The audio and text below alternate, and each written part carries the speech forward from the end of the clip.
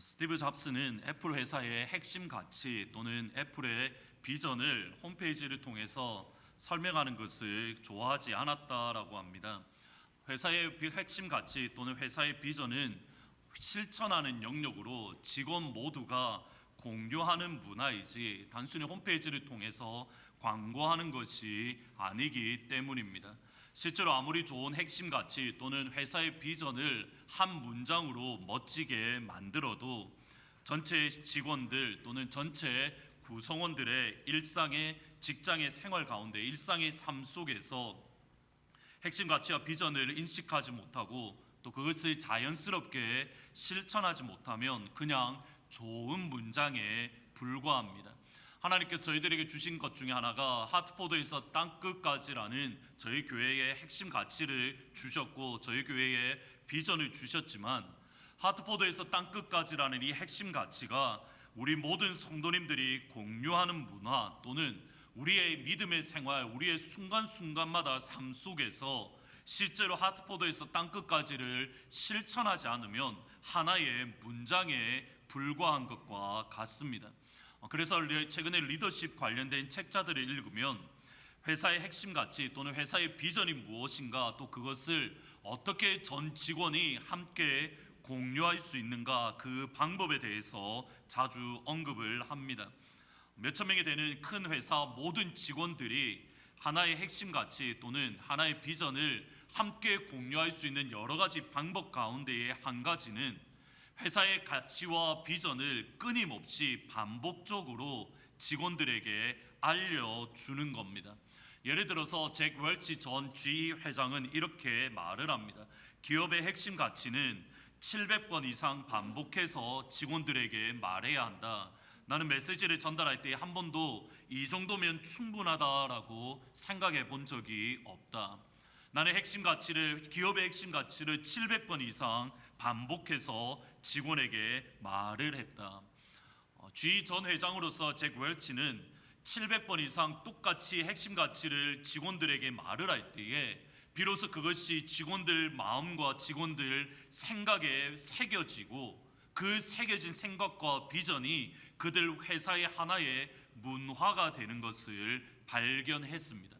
굳이 한국식으로 표현을 하면 귀에 못이 박히도록 말을 할 때에 모든 구성원들이 공유하는 하나의 DNA가 될 수 있는 겁니다. 정확하게 이 방법, 반복의 전략 또는 같은 내용을 끊임없이 말하는 것이 바울이 가지고 있던 목회의 방법 중에 하나입니다. 가령 빌립보서 3장 1절을 보시면 끝으로 나의 형제들아 주 안에서 기뻐하라. 너희에게 같은 말을 쓰는 것이 내게는 수고로움이 없고 너희에게는 안전하니라. 바울은 공개적으로 같은 말을 쓰는 것 또는 똑같은 말을 내가 반복하는 것이 바울에게 전혀 수고롭지 않다라고 말을 합니다. 빌립보서는 총 4장 되는 짧은 서신으로 그 가운데 내가 똑같은 말을 너희에게 한다라고 말을 합니다. 여기 수고롭지 않다라는 이 말을 제너럴 호스론이라는 신학자는 어떻게 번역을 하냐면 너에게 같은 말을 쓰는 것이 나에게는 행복한 일이다. 너에게 똑같은 말을 반복하는 것이 내게는 행복한 사역이다라고 설명을 합니다. 바울에게는 행복한 사역이고 그리고 빌립보 교회 또는 빌립보 성도들에게는 똑같은 말을 다시 반복하는 것이 그들이 영적으로 안전하게 될 수 있는 또는 그들의 믿음과 또 그들의 교회를 안전하게 지켜주는 영적인 무기입니다. 바울이 여기서 말하는 똑같은 말을 너에게 쓴다라고 했던 이 똑같은 말 또는 같은 말이라는 것은 바로 앞부분에 나오는 주 안에서 기뻐하라라는 말씀입니다. 빌립보서에는 기뻐하다라는 말이 자주 등장하는데 기뻐하다, 주 안에서 기뻐하다라는 것은 단순히 한 번만 들으면 그냥 바울이 한 번 설교한 것으로 그들의 삶 속에 온전히 새겨져서 자연스럽게 기뻐할 수 있는 하나님의 말씀이 아닙니다. 끊임없이 계속적으로 반복해서 주 안에서 기뻐하십시오라는 하나님의 말씀을 듣고 또 들을 때에 비로소 그들의 영혼과 그들의 생각에 새겨지게 되고 그들의 삶 속에 영적인 DNA로 작용하게 되면 비로소 상황이나 환경이나 처지와 상관없이 주 안에서 항상 기뻐할 수 있는 겁니다. 바울이 보기에 빌립보 교회가 700번 이상 들어야 되는 하나님의 말씀은 주 안에서 항상 기뻐하라. 다른 부분에 보면 주 안에서 기뻐하라, 내가 다시 말하노니 기뻐하라 라고 끊임없이 말하고 있습니다. 비슷하게 베드로가 보기에 그의 사랑하는 교회 또는 그의 사랑하는 자녀들이 700번 이상 그들이 듣고 그들의 영혼과 생각에 깊이 새겨져야 될 하나님의 말씀이 있습니다. 베드로 전서를 통해서 끊임없이 반복되는 주제인데, 베드로 전서는 총 5장 되는 졸수로는 105절인 짧은 서신입니다. 105절 되는 또는 5장 되는 짧은 서신 속에 고난이라는 명사 또는 고난받다라는 동사가 총 16번 등장합니다. 통계적으로 따져보면 6절마다 한 번씩 또는 한 챕터에 적어도 3번 이상 고난이라는 구체적인 단어를 베드로가 언급하고 있는 겁니다. 베드로가 보기에 그의 사랑하는 교회, 그의 사랑하는 자녀들을 바라보며 그들이 700번 이상 들어야 될 하나님의 말씀은 이겁니다. 곧 그리스도인의 고난입니다. 그리스도인의 고난에 대해서 그들이 듣고 그들의 신비에 새기고 그들의 영혼의 DNA가 되어야 될 말씀은 그리스도인의 고난에 대한 내용입니다. 왜냐하면 그리스도인에게 고난은 결코 이상한 일이 아니기 때문입니다. 4장 12절 같이 한번 읽어보십니다. 사랑하는 자들아, 너희를 이상히 여기지 말고, 그리스도인으로서 저와 여러분이 이 땅 가운데 겪게 되는 시험들, 예수 믿는 그리스도 성도로서 저와 여러분이 이 땅에 경험하는 고난을 베드로는 이렇게 말합니다. 너희를 연단하려고 오는 불시험을 이상하게 여기지 말라. 이 정도 줌이야라고 그냥 우습게 여기며 그냥 간단하게 넘길 수 있는 고난들이 아니라는 겁니다. 힘들고 어렵고 심지어 모든 것을 잃어버릴 수 있는, 말 그대로 우리의 존재 자체, 그리스도인으로서 존재 자체를 모두 불태울 수 있는 것이 그리스도인 저와 여러분에게 다가오는 불같은 시험이고 불같은 고난이라고 베드로는 말을 하는 겁니다. 그리고 바로 그 불시험, 바로 그 불같은 고난이 그리스도인에게 이상한 일이 결코 아닙니다. 우리가 예수를 믿는 그 순간부터 우리가 천국에 가는 그 시간까지 성도로서 일평생 경험하고 일평생 겪는 것이 불시험입니다. 이것은 믿음의 조상이라고 불렸던 아브라함의 생애를 보면 보다 분명하게 알 수가 있습니다. 아브라함에 대해서는 창세기 12장부터 25장까지 그리고 사도행전 7장에 나오는데, 창세기 12장과 사도행전 7장을 연결해서 보면 하나님은 아브라함을 2번 부르셨습니다. 여기 그림의 지도를 보시면 이곳이 유프라테스 강인데 유프라테스 강 밑에 우르라는 지역이 있습니다. 이 우르라는 지역에서 하나님께서 먼저 아브라함을 부르셨습니다. 아브라함을 하나님께서 먼저 부르신, 우르에서 부르시는 하나님께서 아브라함이 하란으로 떠나게 됩니다. 근데 여기서 저희들이 조금 질문을 가지실 게, 굳이 이렇게 우회하는 가나안 땅을 가야 되는데 우회하는 길이 아니라 이렇게 뭐 직선로가 있는데 왜 이렇게 우회하는 길을 갔는가? 여기 보시면, 지도를 보시면 이 지역, 이렇게 우르에서 가나안 땅으로 가는 이 직선로에는 사막이 놓여져 있습니다. 그러기에 우회하는 길, 하란으로 갔다가 가나안으로 내려가는 길을 선택할 수밖에 없었습니다. 하나님의 부르심에 따라 하란에 도착한 아브라함은 그곳에서 그의 아버지 데라가 죽을 때까지, 소천할 때까지 그곳에 있었고, 데라가 소천하자마자 하나님은 2번째 아브라함을 부르십니다.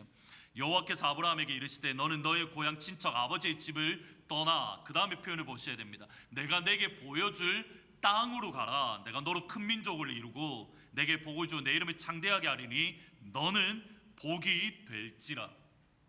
하나님께서 아브라함을 2번째 하란에서 불러주실 때에는 그냥 단순히 떠나라라는 말씀이 아니라 네가 떠나면 내가 너에게 이런 약속을 이루어 주겠다라는 두 가지 구체적인 약속을 함께 주셨습니다. 첫 번째 약속은 이겁니다. 내가 내게 보여줄 땅으로 가라. 땅에 대한 약속을 주셨고, 두 번째는 내가 너로 큰 민족을 이루겠다.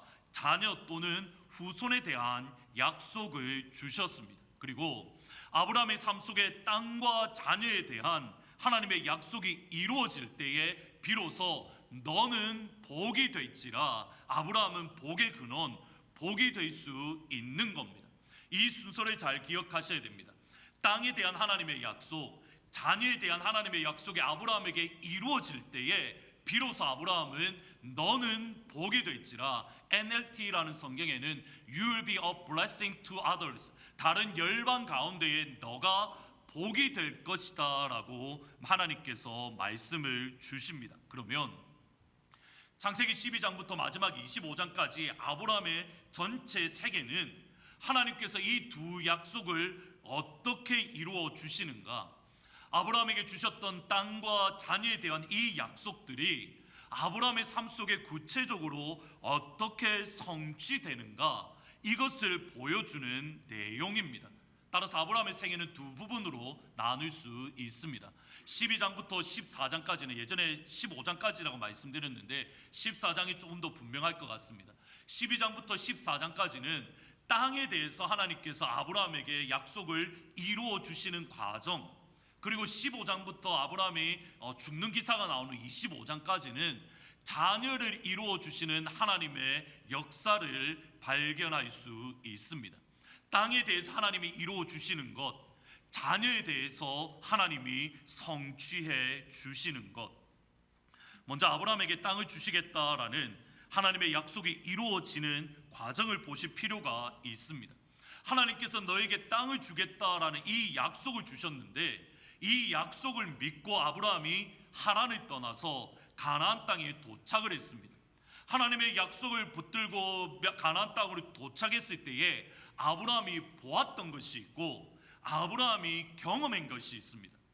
하나님의 약속, 하나님의 부르심에 따라서 순종해서 믿음으로 나아갔을 때에 가나안 땅에 도착하자마자 아브라함이 본 것이 있고 아브라함이 경험한 것이 있는데, 먼저 아브라함이 가나안 땅에 도착해서 본 것은 가나안 땅에 가나안 사람들이 살고 있었다라는 말씀입니다. 12장 6절에 보면 아브라함이 그 땅을 지나 세겜 땅 모래 상수리 나무에 이르니 그때에 가나안 사람이 그 땅에 거주하고 있더라. 미국 땅에는 미국 사람이 사는 게 정상이고 한국에는 한국 사람이 사는 게 정상입니다.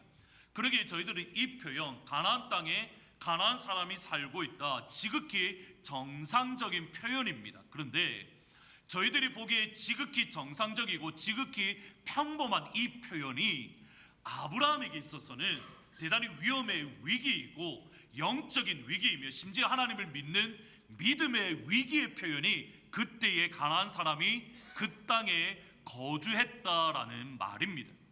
가나안 땅은 아브라함에게 있어서 하나님께서 약속하신 약속의 땅입니다. 가나안 땅은 아브라함에게 있어서 하나님께서 보내신 축복의 땅, 그 땅 가운데 가면 땅을 얻을 수 있고 그곳에 가면 자녀를 얻을 수 있고 그곳에 가면 마침내 내가 복이 된다라는 축복의 땅이 가나안 땅입니다. 약속의 땅이고 축복의 땅인 그곳에 아브라함이 도착해서 보니 가나안 땅에 가나안 사람이 이미 살고 있습니다. 그러면 이 가나안 땅이 아브라함의 소유가 되는 방법은 두 가지입니다. 아브라함이 정말 돈이 많아서 가나안 땅 전부를 다 돈 주고 살 수 있는 부자이든지, 아니면 아브라함이 막강한 군사력을 가지고 있어서 그 땅에 살고 있는 모든 사람을 쫓아내고 그 땅을 내가 빼앗든지, 둘 중에 하나입니다. 돈이 정말 많든지 아니면 아브라함과 함께하는 사람이 많아서 군사력이 막강하든지. 그런데 아브라함의 삶을 보면 가나안 땅을 살 수 있는 돈도 없었고 가나안 땅에 살고 있는 사람들을 추방할 쫓아낼 수 있는 군사력도 없었습니다. 우리가 그냥 평범하게 지나칠 수 있는 이 표현, 가나안 땅에 가나안 사람이 살고 있다라는 이 표현이 아브라함에게 있어서는 나는 돈도 없고 군사력이 없는데 하나님이 어떻게 내게 주신 약속을 이루어 주실까? 하나님이 내게 주신 약속의 말씀, 축복의 말씀을 어떻게 성취하실까? 아브라함의 입장에서는 큰 시험에 들 수 있는, 하나님을 의심할 수 있는 첫 번째 시험이 그 땅 가운데에 가나안 사람이 살고 있다라는 표현입니다. 두 번째 시험을 보면 아브라함이 두 번째 경험한 것은 첫 번째보다 더 심각합니다. 그 땅에 기근이 들었으므로 아브라함이 애굽에 거류하려고 그리로 내려갔으니 이는 그 땅에 기근이 심하였습니다. 창세기 12장 9절까지 말씀을 보시면 하나님께서 부르시고 아브라함이 부르심에 따라 가나안 땅에 들어갔습니다. 그리고 아브라함이 한 것은 그곳에서 여호와의 이름을 불렀더라. 예배 드린 것이 전부입니다. 그 12장 9절입니다. 예배를 드리자마자 12장 10절에 이르러서 아브라함이 경험한 건 이겁니다. 그 땅에 기근이 들었으니 그 땅의 기근이 심하였더라. 그 땅의 기근이 심했다라는 이 히브리어 표현은 이후에 요셉이 애굽 땅에서 애굽 땅에 임했던 7년 대기근과 정확하게 똑같은 히브리어 표현입니다. 그냥 잠깐 있으면 지나갈 수 있는, 지금까지 내가 모아놓은 곡식들이 있으니 조금만 견디면 되는 그러한 기근이 아니라는 겁니다. 아브라함이 그나마 가지고 있었던 하란 땅에서 모았던 재산들을 잃어버릴 수 있는, 말 그대로 파산당할 수 있는 위기가 바로 이 표현, 그 땅의 기근이 심하였더라라는 말입니다. 그러면 이 지점까지 한번 보셔야 됩니다. 하나님께서 아브라함에게 땅을 주시겠다는 약속을 주셨습니다. 아브라함은 그 약속을 믿고 갈대아 우르를 떠나서 하란을 떠나서 약속의 땅에 도착했습니다. 그곳에 도착하자마자 아브라함이 본 것은 가나안 사람이 살고 있고, 그 가운데 아브라함이 경험한 것은 가나안 사람들의 심한 기근이 들었던 것으로 인해서 아브라함은 시험을 경한 것이고, 아브라함은 시련을 겪은 겁니다. 그냥 단순히 이 두 가지 사건은 그냥 웃으며 넘길 수 있는 것이 아니라, 하나님께서 나에게 도저히 이 땅은 축복의 땅이 아니라고, 하나님께서 보내셔서 이 땅에 도착을 했는데 이 땅 가운데에는 하나님의 영광, 하나님의 축복이 임할 수 없다라고, 우리가 이곳에 살면 우리가 이제 죽게 되었다라는 믿음의 시험의 순간들이 이 시간까지 임했던 겁니다. 도저히 가나안 땅에 살 수 없다라는 그 결론으로 아브라함은 나일강으로 인해서 물이 풍족했던 애굽으로 내려간 겁니다. 애굽으로 도망한 것은 아브라함이 그에게 다가왔던 불같은 시험에 실패했다라는 증거입니다. 그러면 이제 질문은 이겁니다. 땅에 대한 시험, 땅에 대한 불같은 시험이 언제 끝이 난 겁니까? 창세기 12장에서 아브라함이 애굽에 갔다가 다시 올라왔습니다.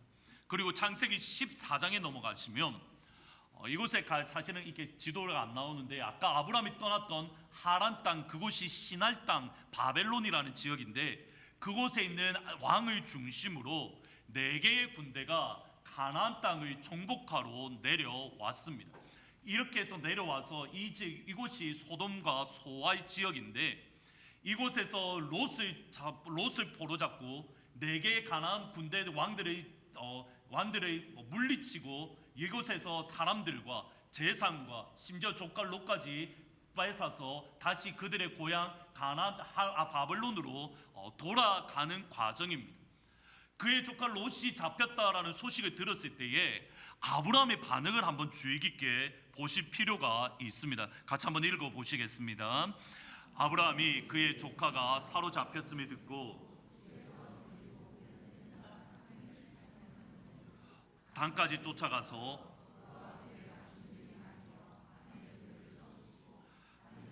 편 호박까지 쫓아가 모든 빼앗겼던 재물과 자기 조카 롯과 그의 재물과 또 부녀와 친척을 다 찾아왔더라. 아멘. 보시면 다시 한번 지도를 보시면 아브라함이 있었던 곳이 헤브론입니다.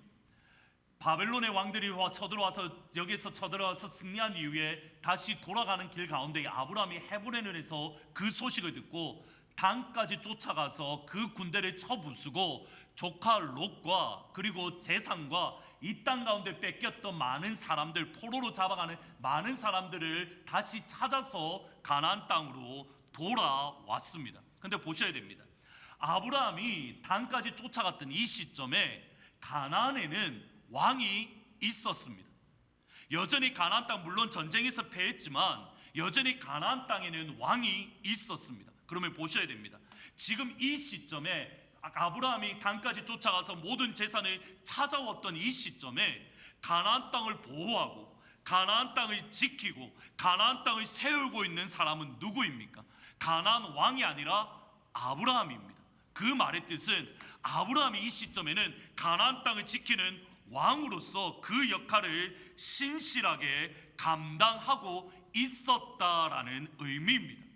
아브라함이 왜 가나안 땅 전체에 대해서 이렇게 믿음을 가졌겠습니까? 단순히 조카 롯의 문제가 아닙니다. 단순히 조카 롯을 찾으려고 단까지 쫓아가서 찾아온 게 아니라는 겁니다. 이 가나안 땅은 하나님께서 나에게 약속으로 주신 축복의 땅이다. 이 가나안 땅은 하나님께서 나에게 약속 선물로 주신 약속의 땅, 축복의 땅이기 때문에 내가 이 땅을 왕으로서 지켜야 된다라는 하나님이 주신 믿음이 그 속에 담겨져 있는 겁니다. 이것을 분명하게 알 수 있는 것이 창세기 13장에 넘어가시면 아브라함이 그의 조카 롯과 헤어진 이후에 하나님께서 이렇게 말씀하십니다. 너는 눈을 들어서 동서남북을 바라보라. 내 눈이 밟는 모든 것을 내가 너에게 주겠다. 네가 밟는 땅을 내가 너에게 주겠다라고 말을 합니다. 이 당시에 땅을 발로 밟는다라는 것은 그 땅이 내 것이다라는, 땅을 산 이후에 이제 이 땅은 내가 밟음으로 이 땅은 내 거야라는 확증하는 모습입니다.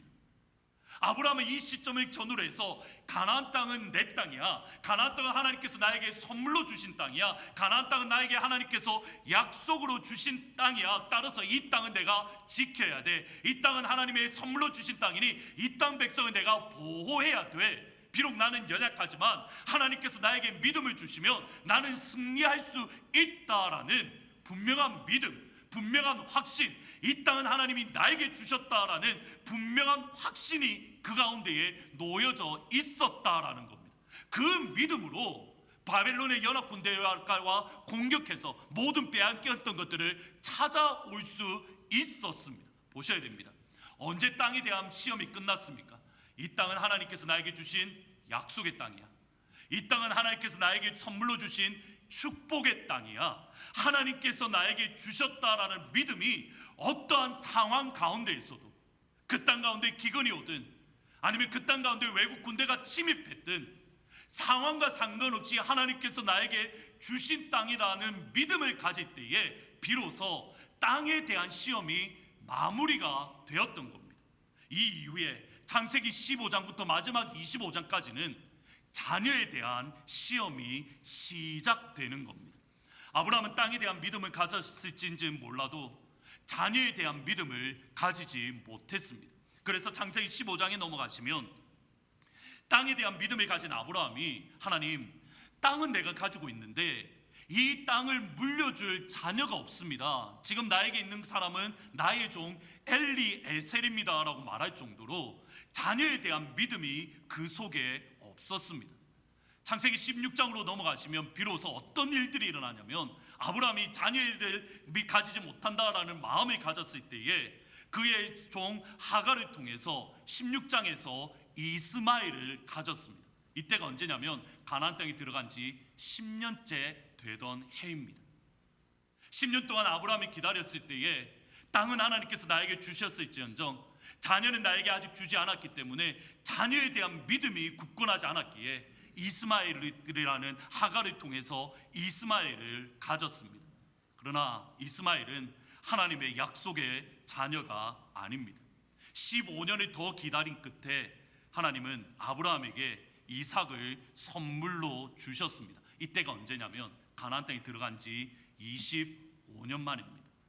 하나님의 약속을 받은 지 25년 만에 비로소 하나님의 약속이 아브라함에게 이루어진 겁니다. 여기서 여러분 꼭 기억하실 게 있습니다. 하나님의 약속은 하루아침에 이루어지는 게 아니라는 겁니다. 여러분이 하나님 앞에 받았던 그 축복의 말씀들, 여러분이 하나님 앞에 받았던 그 은혜의 말씀들은 내가 지금 하나님의 은혜를, 약속의 말씀을 받았으니 내일 당장 이루어질 거야, 성경은 그렇게 말하지 않습니다. 여러분에게 주신 약속은 하나님의 시간에 이루어지는 겁니다. 그것이 25년이라는 오랜 시간이라 하더라도 여러분에게 주신 하나님의 약속은 하나님의 시간에 반드시 이루어질 줄 믿습니다. 여러분의 조급함 때문에, 여러분의 하나님의 약속을 이루려는 조급함 때문에 하나님의 나라를 무너뜨리는 그런 불신앙의 모습이 우리 가운데에 있어서는 안 될 것입니다. 이제 마지막으로, 그러면 하나님께서 이삭을 주셨으면, 창세기 21장에서 이삭을 주셨으면 아브라함의 모든 것은, 시험은 마무리가 된 겁니까? 저희들은 창세기 22장에 어떤 시험이 있는지 기억하고 있습니다. 그 일 후에 하나님이 아브라함을 시험하시려고 그를 부르시되, 아브라함 하시니 그가 이르되 내가 여기 있나이다. 여호와께서 이르시되 내 아들 내 사랑하는 독자 이삭을 데리고 모리아 땅으로 가서 내가 내게 일러줄 산산 거기서 그를 번제로 드리라. 이삭을 받았으면 이제 시험이 끝나야 되는데 여전히 하나님께서 아브라함이 향한 시험이 끝나지 않았습니다. 구체적으로 이렇게 말합니다. 하나님이 아브라함을 시험하시려고, 이삭을 주신 이후에 하나님이 아브라함을 시험하시려고, 이 마지막 시험이 아브라함이 겪었던 가장 큰 불시험입니다. 하나님께서 이삭을 표현하는 그것을 잘 보셔야 됩니다. 내 아들 내 사랑하는 독자 이삭이라고 되어져 있습니다. 근데 영어 성경에 보면 your son, your only son, yes Isaac, whom you love, you라는 단어가 히브리어를 보면 사실 3번이나 등장합니다. 대단히 강조하고 있는 겁니다. 아브라함이 이삭을 사랑했던 것 지극히 정상입니다. 하나님의 약속을 사랑하는 것, 하나님의 약속을 기뻐하는 것 지극히 정상입니다. 문제는 무엇입니까? 하나님보다 더 사랑하는 겁니다. 이 시점에서 아브라함의 관심은 어디에 놓여져 있었냐면 하나님께 있는 것이 아니라 이삭을 선물로 주신 하나님께서 주신 선물 이삭의 우선순위가 바뀌어 버린 겁니다. 여러분에게 주신 하나님의 자녀를 선물로 주신 그 자녀를 여러분이 사랑하는 것 정상입니다. 근데 기억하셔야 됩니다. 여러분에게 주신 자녀보다 더 소중한 것은 하나님 아버지입니다. 여러분에게 주신 기업 너무 중요합니다. 힘을 다하셔야 됩니다.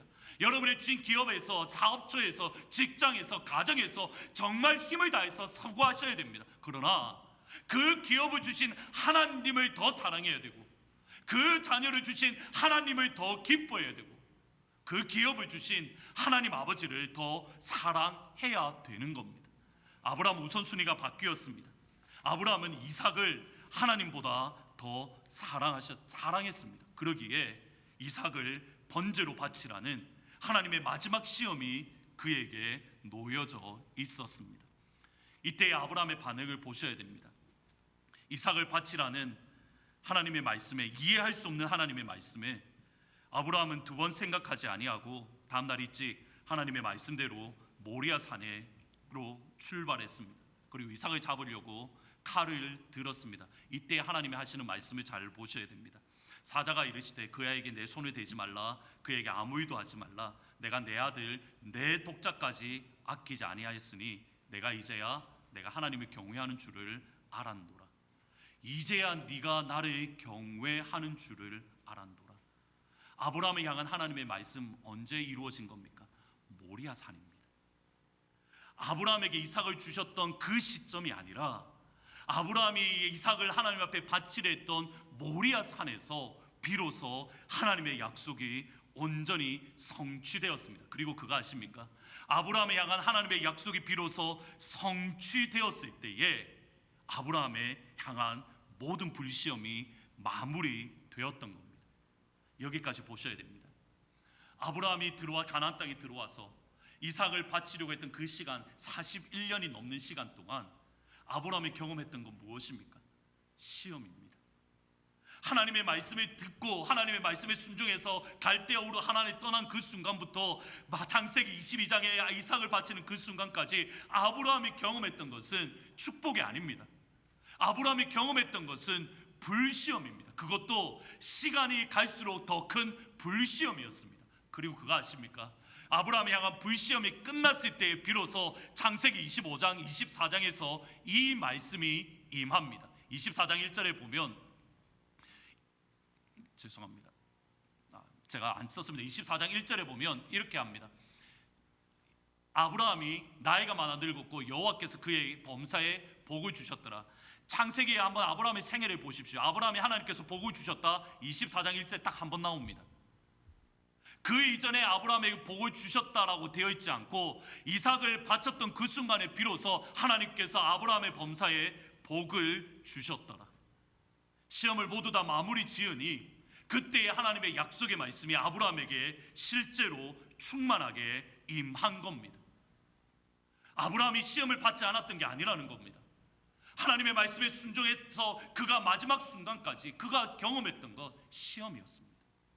그가 경험했던 것 고난이었습니다. 마지막으로 저희들이 고민해야 될 것이 바로 여기에 있습니다. 그러면 아브라함이 이 시점까지 40년이 넘는 시간 동안 아브라함은 모든 시험에 항상 이겼습니까?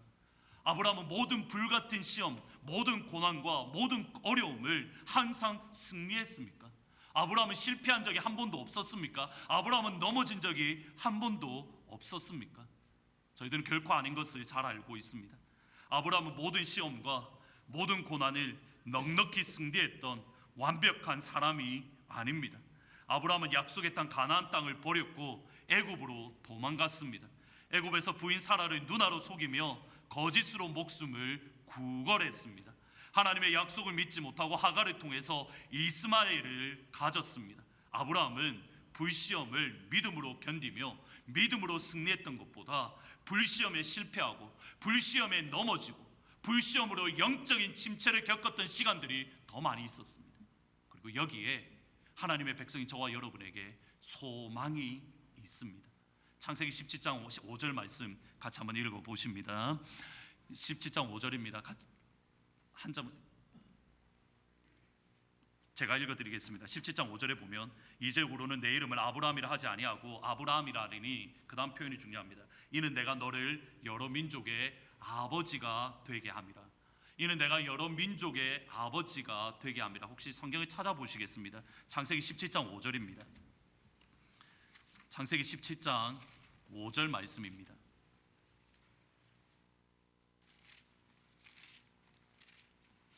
창세기 17장 5절을 보시면 지금 앞에 나와 있습니다. 영어 성경을 잘 보셔야 됩니다. 내가 너를 여러 민족의 아버지로 삼음이라 라는 이 영어 단어가 헬라어나 또 히브리어나 또는 영어 성경에 보면 이렇게 번역됩니다. I have made you a father of many nations. 완료형으로 되어져 있습니다. 내가 너를 지금 하나님 열방의 아버지로 만들어 가고 있어. 내가 너를 불렀을 때 그 시점부터 지금 이 시간까지 나는 너를 열방의 아버지로 만들어 가고 있다라고 말씀을 합니다. 그런데 내가 너를 열방의 아버지, 지금 이 시점에도 너를 열방의 아버지로 만들어 간다라는 17장 5절의 배경이 되는 말씀이 무엇이냐면 16장으로 넘어가시면 아브라함이 이 사가를 통해서 이스마엘을 낳았던 시간입니다. 아브라함이 이스마엘을 낳았던 시간이 나이가 몇 살이냐? 86세입니다. 그리고 창세기 17장 1절에 보면 아브라함이 99세가 되던 해입니다. 16장 마지막 절에 아브라함이 86세 때 이스마엘을 가졌고 17장 1절에 아브라함이 99세 13년이라는 시간이 지났습니다. 근데 하나님의 말씀이 이겁니다. 나는 너를 열방의 아버지로 만들어 가고 있어.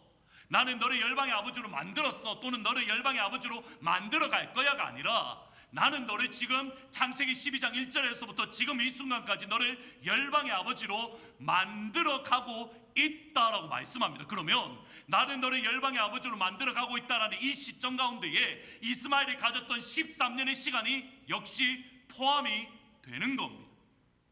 아브라함이 실패했던 이 13년의 시간, 하나님이 주셨던 약속의 자녀 이삭이 아니라 내 마음, 내 욕심, 내 생각으로 나왔던 이스마엘에게 모든 마음을 빼앗기고 이스마엘이 하나님의 약속의 자녀인 줄 알고 그에게 모든 집중을 다하고 하나님의 약속과 멀어지고 있던 그 시간에, 하나님이 주셨던 약속의 말씀과 멀어지던 그 시간에 하나님의 음성을 듣지 못하고 하나님이 정말 살아계신가, 아니 하나님에 대해서 생각을 잊고 있던 이 13년의 시간을 하나님께서는 열방의 아버지로 만들어가고 계셨다라는 겁니다.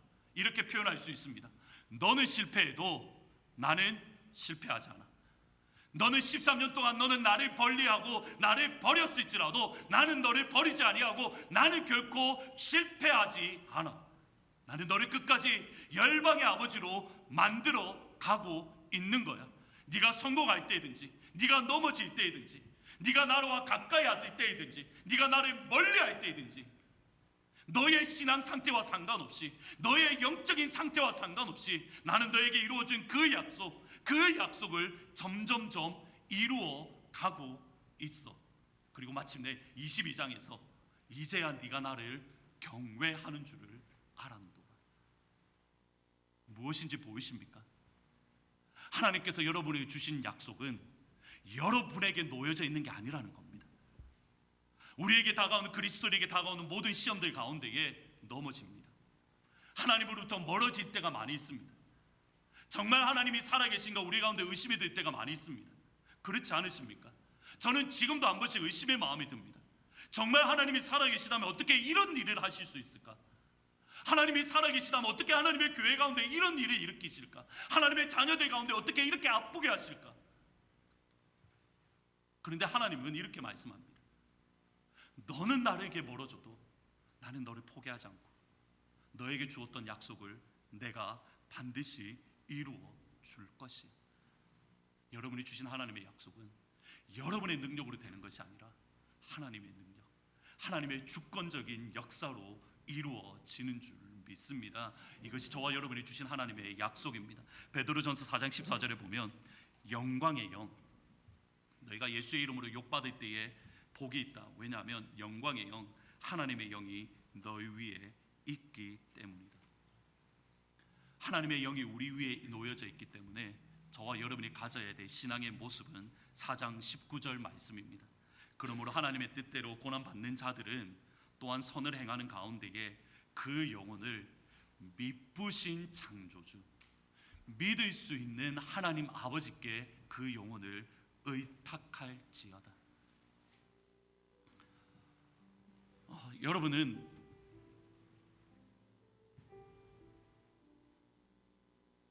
그리스도인으로서 우리가 이 땅 가운데 경험하는 것 고난입니다. 그런데 오늘 설교 준비를 하다가 그냥 제 모습을 가만히 되돌아보았습니다. 사실은 설교 준비가 오늘은 너무 어려웠습니다. 아니 원고 자체를 나갈 수가 없었습니다. 아까 말씀드렸던 700번 이상 들어야 된다 그 서론을 쓴 이후에 그 다음부터 설교 진도가 안 나가는 겁니다. 고난에 대해서 설교하려고 하는데 무슨 말을 해야 되지 이런 고민이 빠지기 시작하면서 설교 원고가 안 나가는 겁니다. 근데 그게 저한테 너무 당황스러웠습니다. 왜 당황스러웠냐면 한국에 있을 동안 부교 목사로 사역하고 또는 전도사로 사역할 때에 제가 설교했던 내용들을 보면 항상 이런 내용입니다. 어려울 때 하나님이 함께 하십니다. 힘내십시오. 영광의 영 성령 하나님이 여러분과 함께 하시니 하나님께서 동행하시니 힘을 얻으십시오. 그런 설교들을 거의 주로 했었습니다. 그리고 성도들이 은혜를 많이 받으셨습니다. 근데 한날은 어떤 권사님이 저한테 찾아와서 이러는 겁니다. 목사님 설교를 들으면 참 위로가 되고 힘이 되는데 근데 목사님이 했던 설교 내용을 보면 너무 어둡습니다. 좀 밝은 설교를 하십시오. 그런 말을 들었던 전데 갑자기 고난에 대해서 설교를 하려니 무슨 말을 해야 되지? 고민에 빠지는 겁니다. 왜 이 고민에 빠졌을까? 제가 제 스스로 점검해 보았을 때 답은 하나밖에 없습니다. 예수 믿는 것 때문에 제가 고난 받은 기억이 최근에 별로 없습니다. 물론 목회를 하다 보면 어려운 일이 있으니 그것 때문에 힘들어하고 저한테 요즘 많은 분들이 목사님 머리가 많이 휘어졌습니다. 3년 만에 머리가 많이 희끗희끗해졌습니다. 이 말을 제가 들을 때마다 제가 이 말이 꼭 하고 싶었습니다. 제 속으로 늘 했던 말이 있었습니다. 이거 다 집사님 때문입니다 라고 말이 하고 싶었는데 차마 그 말은 하지 못하고 그렇지요 제가 요즘 좀 그렇습니다 이렇게 넘어가지만 실상은 집사님 때문입니다 이 말이 너무 하고 싶었는데 목회 때문에 어려움은 겪죠. 목회 때문에 힘은 되죠. 근데 예수 믿는 것 때문에 고난 받은 기억이 별로 없습니다. 예수 믿는 것 때문에 내가 가지고 있는 거 포기한 기억이 별로 없습니다. 근데 성경은 이렇게 말합니다. 너에게 다가오는 불시험을 이상한 것 같이 여기지 말고 우리 신앙에 무언가 지금 문제가 있는 거 아닌가요? 우리 신앙에 무언가 문제가 있는 거 아닌가요? 정말 여러분의 신앙의 모습이 하나님이 원하시는 기쁨의 모습입니까? 미국 이 땅에 살면 우리는 고난이 없다? 아니요. 미국 땅에 살아도 고난 받는 사람들 수없이 많이 있습니다. 예수 믿는 것 때문에 불시험을 겪는 이들이 이 땅 가운데도 수없이 많고 북한 땅 가운데에도 예수 믿는 것 때문에 고난 받는 이들이 수없이 많이 있습니다. 우리는 어떤 모습입니까? 우리의 영혼에 기름기가 끼어서 우리의 영혼의 어느 순간에 너무 편안한 가운데 안락해져서 예수 믿는 것 때문에 고난받는 것, 고난 조금만 있으면 외면해버리고, 정말 여러분 가운데 고난이 없는 겁니까? 아니면 고난을 외면하는 겁니까? 여러분 가운데 찾아오는 불시험이 정말 없는 겁니까? 아니면 그 불시험을 회피하고 있는 겁니까? 오늘 이 시간 우리의 신앙을 다시 한번 점검해 보셔야 됩니다. 그리고 마지막으로 우리 성도님들 가운데에 어려움을 겪는 분들이 정말 많으십니다. 일부 예배 때에도 남편이 소천하자마자 얼마 안 있어서 또다시 암에 걸리셔서 암 수술을 하시고 심장 수술을 하셨던 권사님이 오셨습니다. 또 어떠한 성도님들을 보면 계속적으로 병으로 인해서 한 분이 터지고 또 그 외에 가족이 터지고 너무 힘들어하는 주의 성도들이 많이 있습니다. 근데 기억하십시오. 그냥 우연히 다가오는 게 아닙니다. 힘들고 어렵지만 그때에 하나님의 영광의 영이 여러분과 함께 하십니다. 믿음으로 승리하십시오. 믿음으로 이겨내십시오. 믿음의 자리에, 모리아산의 그가 자리에 함께 설 수 있기를 주님의 이름으로 축원합니다. 내가 이제야 네가 나를 경외하는 줄을 알았노라. 우리 연말 때에 하나님 앞에 이 고백 들을 수 있어야 되지 않겠습니까? 내가 이제야 네가 나를 경외하는 줄 알았노라. 우리 함께 이 믿음의 자리에 설 수 있기를 주님의 이름으로 축원합니다. 말씀을 생각하시면서 저 높은 곳을 향하여 같이 찬양하시고 기도합니다.